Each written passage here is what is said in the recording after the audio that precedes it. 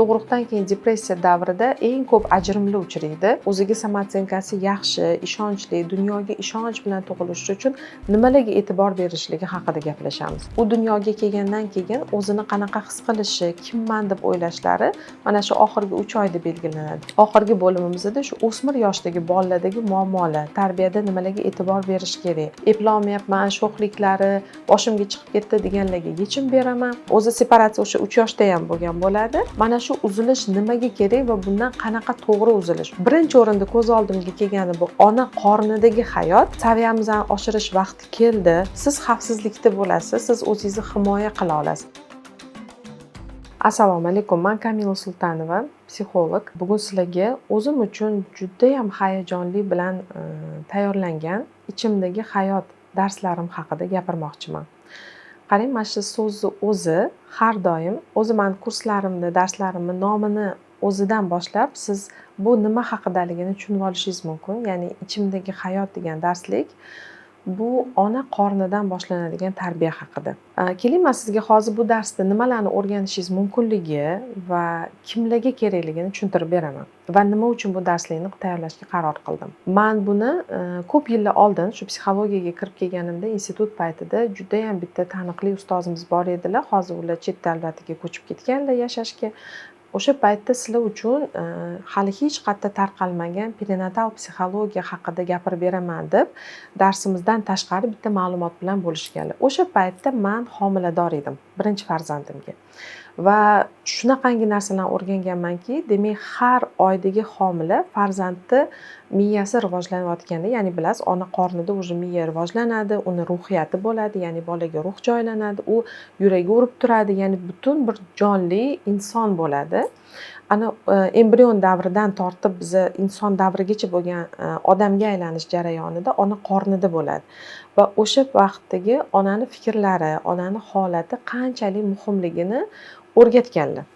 Keyinchalik bu bilimni hayotimda boshqa homilador mijozlarimga tavsiyalar bilan o'rgatganman, ishlaganman. Ana endi tajribam darajasida shuni ko'rdimki, bu homiladorlik vaqtidagi onani holati farzandni katta yoshdagi muammolariga sabab bo'lib qolar ekan. O'zim uchun qaror qildimki, farzand tarbiyasini qisqagina 5 yoshdan keyin injiqligi bo'lgan, maktabga chiqqan yoshdagi bolalar haqida darslik qilib emas, homilaga tayyorgarlikdan boshlab, ya'ni hali homila yo'q vaqtidan boshlab to bolalari 18 yoshgacha bo'lgan ayollarga mo'ljallangan darslik qilib tayyorladim.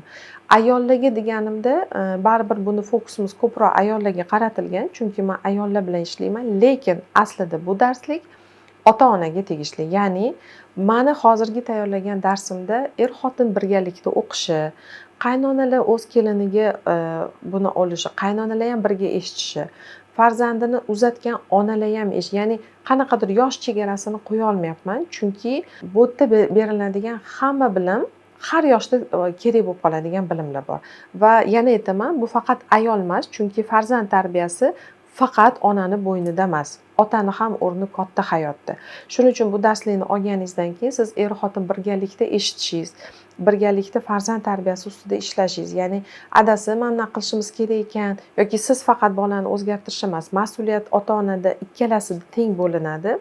Mana shuning uchun bu keng qamrovdagi, keng auditoriyaga mo'ljallangan darslik bo'ladi. Darslarda nimani o'rganamiz? Aytganimdek, birinchi o'rinda homilani oldindan reja qilish, ya'ni onalik nima? Otalik haqida qisqacha gapiramiz baribir dars ichida. Men yana aytaman, fokusim ko'proq ayollar bilan ishlaganim uchun ayollarga qaratilgan. Lekin onalikka tayyorgarlikni o'sha homila davridan, homiladan oldin boshlanadi. Darsimizning modullarida shunaqaki, birinchi etapda siz birinchi 3 oylikda nimalarga e'tibor berishingiz kerak homila bo'lgan paytingizda.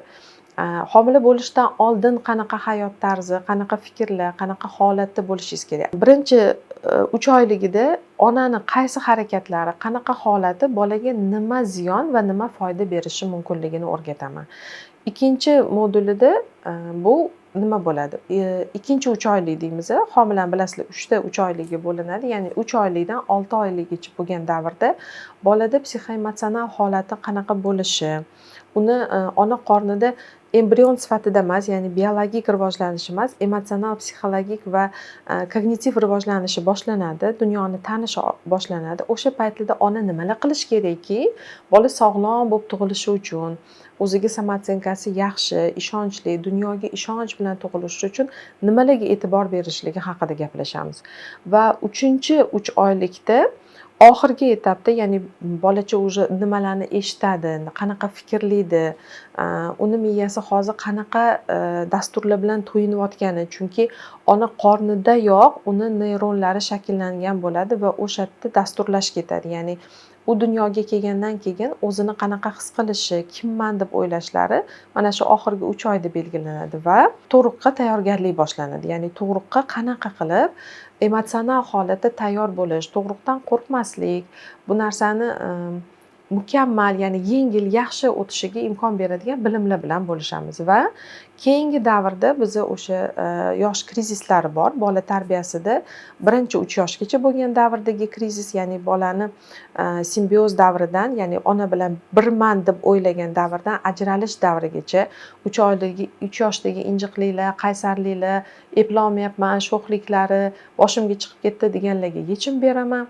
Keyingi davrda maktabda chiqqan payti, ya'ni jamiyatga o'rnashi, sotsializatsiya deymiz buni, jamiyatga o'rgangan paytida nimalarga e'tibor berish, qanaqa bolani bilimga qiziqtirish haqida gapiramiz va oxirgi bo'limimizda shu o'smir yoshdagi bolalardagi muammolar, tarbiyada nimalarga e'tibor berish kerak, ana o'sha paytdagi ziddiyatlar nimadan kelib chiqadi, qanaqa bu ziddiyatlarni to'g'ri o'tkazib olish, ya'ni ota-onalikni bolangizni yo'qotib qo'ymasdan o'sha davrda o'smirlik davrdan o'tish. Nimaga men bunaqa protsess tanladim? Chunki qarang, birinchi etapida bizni kindigimiz uzilishi degan narsa bor. Bilasizlar, ko'pchilik eshitadi buni. Ona qornidagi biologik kindigimizdan uzilishi bo'ladi. Ikkinchi bosqichda bu kindigimizni nimada boshlanadi? O'smir yoshda bo'ladi. Bu ham bir kindik uzilish, ya'ni separatsiya davri hisoblanadi. O'zi separatsiya o'sha 3 yoshda ham bo'lgan bo'ladi, lekin kuchli uzilish ikkinchisi mana shu o'smirlik davriga to'g'ri keladi. Va oxirgi separatsiya, ya'ni ota-onadan uzilish, bu farzandni turmush qurishi, qiz bolani turmushga chiqishi, o'g'il bolani uylanishi bo'ladi. Mana shu davrlarda ham bola butunlay ota-onadan uziladi, lekin mana shu ota-onadan uzilish so'zini ota-onalar qo'rqib eshitadi. Bu bolalarga yoqadi. Bo'ldi, men ota-onadan uzilishim kerak ekan deydi, lekin onalar xavotirda. Agar men bolamdan uzilsam, hozir ularni yo'qotib qo'yaman degan tushunchada bo'ladi. Shuning uchun mana shu uzilish nimaga kerak va bundan qanaqa to'g'ri uzilish? Chunki siz bilmagan holda bolangiz bilan baribir uzilasiz. Lekin bu og'riqli uzilish bo'lishi mumkin. Ya'ni o'sha sizga yoqmagan holatda xafagarchilik bilan, norozilik bilan, bir-birini tushunmaslik bilan, ota-ona munosabatida ziddiyatlar bilan bo'lib qoladi. Mana shunaqa asoratli deymiz biza. Bularni ko'rmaslik uchun sizga o'sha boshidan boshlagan bilimlar va bu etapda nimalar qilish kerakki, sizda farzandingiz bilan ishonchli munosabatlar saqlanib qolishini haqidagi hamma bilimim bilan bo'lishaman. Yana aytaman, bu darsligim faqatgina ayollar uchun emas, erkaklar ham xarid qilishi mumkin. Yana muhim jihati tug'ruqdan keyingi depressiya. Bu haqida alohida siz bilan gaplashib to'xtalib o'tamiz. Tug'ruqdan keyin depressiya davrida eng ko'p ajrimlar uchraydi. Shuning uchun ajrimlarni oldini olish maqsadida va tug'ruqdan keyin depressiya bu faqatgina birinchi farzandda bo'lmaydi. Agarda siz ikkinchi, uchinchi homilangiz bo'lsa yoki ikkinchi yoki uchinchi farzandli bo'lsangiz, ham sizda tug'ruqdan keyingi depressiya etapi bo'layotgan bo'lishi mumkin. Mana shu davrda er-xotin munosabatida ziddiyatlar bo'lmasdan, ajrimlarni oldini olgan holda saqlab qolish uchun sizga bilim kerak bo'ladi. Va mana shu bilimim er-xotinlarga mos holatda ichimdagi hayot deb nomlanadi. Nimaga ichimdagi hayot? Ichimdagi hayot deganda birinchi o'rinda ko'z oldimga kelgani bu ona qornidagi hayot va meni ichimdagi hayot, ya'ni meni ruhiy holatimni atrofimga ta'siri haqida. Ya'ni meni ichimdagi hayot, ya'ni meni holatim, emotsiyalarim, fikrlarim, qo'rquvlarim meni hayotimga qanaqa ta'sir qiladi. Mana shuning uchun bu menimcha juda ham katta qamrovdagi darslik bo'ladi. Juda ham kerakli bilim. Saviyamizni oshirish vaqti keldi. Chunki shunchaki homila bo'lib qopman, bola tug'ibman, keyin psixologga olib bordim, bolam yig'layapti deganlardan ko'ra, keling bugundan boshlab biza bugungi kunda o'zi bilsanglar eng qimmat оружие nima deydi? Qurol, eng kuchli qurol bu bilim bo'lib qoldi. ya'ni informatsiya qurolligi. Oldinlari yaderniy qurol deyishardi, keyin avtomatli deyiladi. To'g'ri, yaderniy qurol hozirgacha bor, lekin undan keyingi darajadagi qurol bu informatsiya. Ya'ni siz to'g'ri qurollangan bo'lsangiz, siz xavfsizlikda bo'lasiz, siz o'zingizni himoya qila olasiz. Agar sizda informatsiya, bilim bo'lmasa, demak siz hayotdagi vaziyatlar sizni sindirib qo'yadi, sizni egib qo'yadi, bukib qo'yadi. Shuning uchun siz hozir shunaqa davrda yashayapmizki, informatsiya kuchli, informatsiya tezligi juda ham shiddatli. Shu davrda siz kerakli bilimni olgan bo'lsangiz, siz hayotda ko'p narsada yutishni boshlaysiz. Va bu bilim sizga, ishoning, katta byudjet ekonom qilib beradi. Nimaga? Agarda siz farzandni, homilani to'g'ri rejalashtirib, to'g'ri homilani o'tkazib, keyin bolani tarbiyasida to'g'ri bilimlar bilan foydalansangiz, nevropatolog, psixologga olib boradigan darajaga bolalaringizni olib borib qo'ymaysiz. Bilimsizlik sabab bizni farzandlarimizda qanaqadir tashxislar bilan tug'ilishi, bolalarimiz bilan muammolar kelib chiqishi oqibatida keyin ketma-ket psixologlarga borasiz, nevropatolog, dorilar, lecheniyalar, nazoratlar bo'ladi.